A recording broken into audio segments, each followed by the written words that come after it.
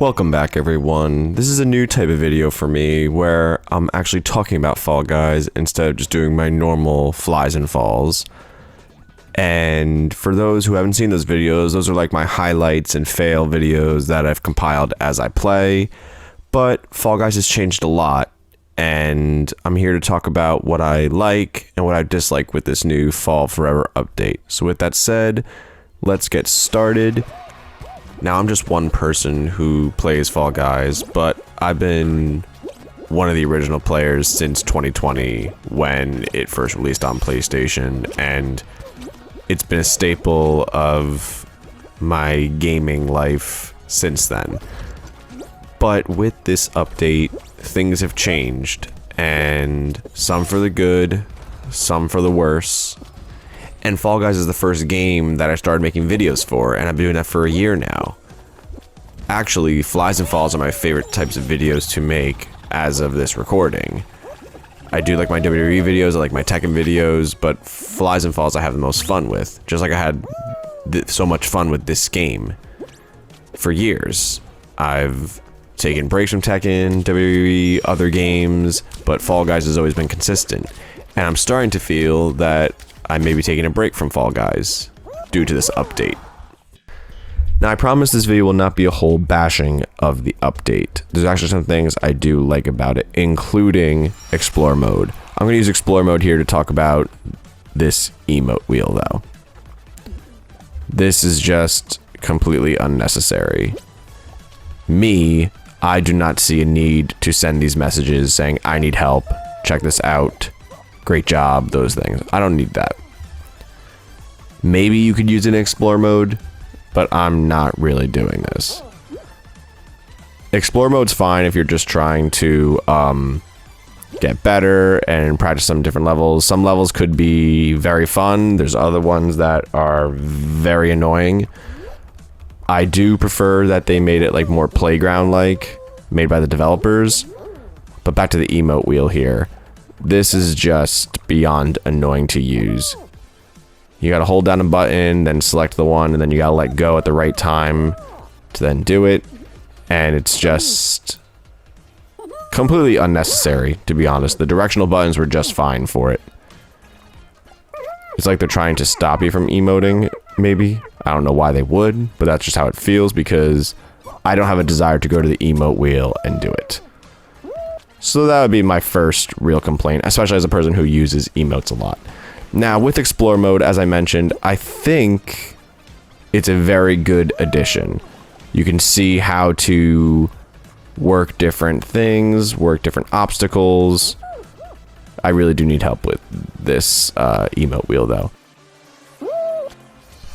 Like I was saying, you can learn how to navigate different platforms and watch good players and bad players and sort of get an idea for what works and what doesn't work. I do find this mode sort of only half fun, though, because of the created levels. I do believe that the developers should be making the explore rounds. You can still make them like survival, you can still make them race-like, but sometimes some levels that fans create can be more frustrating, especially for a mode that is called like the chill mode. So I was thinking Explorer is going to be more like a playground like thing, like where you can invite friends in and you can sort of like go on to the party chat or whatever you're going to do and sort of teach each other how to do certain things or try different moves out or whatever have you.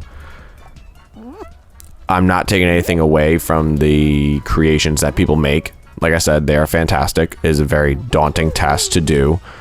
But I do think that in Explore mode, they should have had some sort of maybe tiered difficulties of playground-like modes and go from there versus ones like that. Now, you could have also have two modes here where there's one that's like developer-made rounds and then one that's created rounds for Explore. But you want to give sort of people opportunity to do the chill or to learn that way versus like something like this where the platform just keeps appearing, spawning, and knocking you down. Now, there is some fun about that, though. I will admit that. This was frustratingly challenging, but I was having a good time trying to learn how to do it. But for people who are just learning the game or want to do so, might get annoyed very quickly, and then they're not going to want to do that anymore.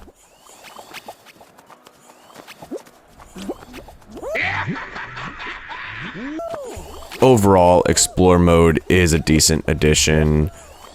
It's definitely a way to learn and get better without the stakes of getting eliminated and having to start all over again. You only get certain shards, and you need to qualify from the levels. Like, skipping the levels doesn't earn you points for that level, but that's another good addition, though, too, is skipping a level, especially if one is too hard for you. And I definitely think it's more beneficial for everyone to get better in that way.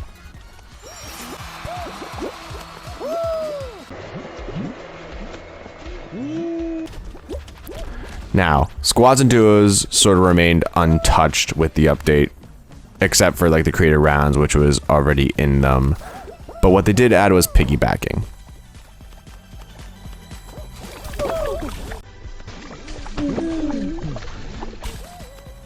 I find this addition to be absolutely fantastic and also unnecessary.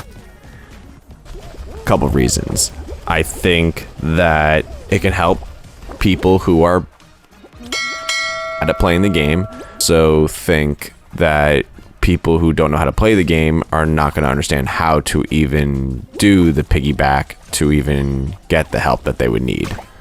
The other part of it is that I think you can help the poor players qualify quicker. They don't change the speed on it. I didn't notice any difference of change in speed. You'd think it would slow down as you're carrying another player over. But overall, it was still just as fun. It still sucks that, you know, you can qualify first, but if you have poor partners, you may not qualify. But squads and duos kept the original lore of the games. These are where you see your original rounds and the ones that are vaulted and unvaulted, the ones that were made by the developers. There are some created rounds, which, like I've mentioned, they can be fun. They can also be very frustrating and very annoying. I would enjoy a squads and duo mode that are separate with the developer rounds, as well as one with creator rounds and one with mixed. That's fine, because some of those original developer rounds are what made the game so much fun to play and so much fun to race in and survive in.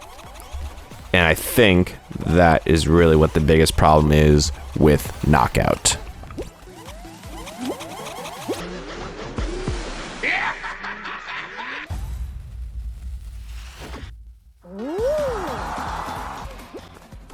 So Solos essentially got a rename to Knockout.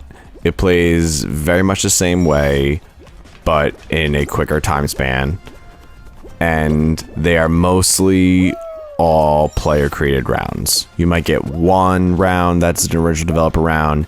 You might get one final that is a original developer one. And I take nothing away from the player rounds. They are a daunting task to make, and they are very fun.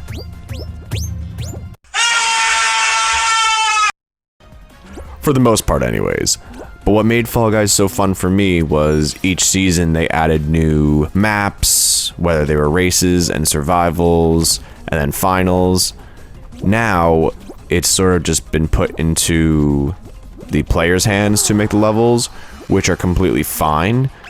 But I also miss the rounds made by the actual developers, whether it was winter themed or space themed, whatever it was.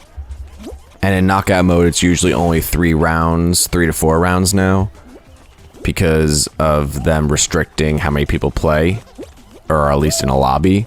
It went from like 60 in the beginning to now 40, and now it's 32. Which I understand why, for connectivity and gameplay and all those reasons why they do that. But it is definitely a significant change from the beginnings of Fall Guys. And what I miss really is just seeing the developer rounds. I would be fine with the mix of the developer rounds and created ones, and Knockout does have that. But in my experience with it, we really only see created ones. So I would suggest them making the Knockout round that is solely the modes made by the developers, ones that are strictly all created, and one that are mixed. Because like I've mentioned, some created levels by the fans, while can be fun, are also very frustrating and confusing. And then they sort of turn, especially me, off to the game at times. Now, I don't think I'm going to be taking a break from Fall Guys. I have my other videos that I make. I have other things going on the side. But I've just noticed a significant change with this update, and I'm hopeful that we'll get even more changes out of it, hopefully for the better. But let me know what you think in the comments about your experience with the new Fall Guys update. And if you enjoyed my discussion, if you enjoyed this video, please leave a like, please subscribe. Don't forget to check out my other videos. Stay strange, stay awesome.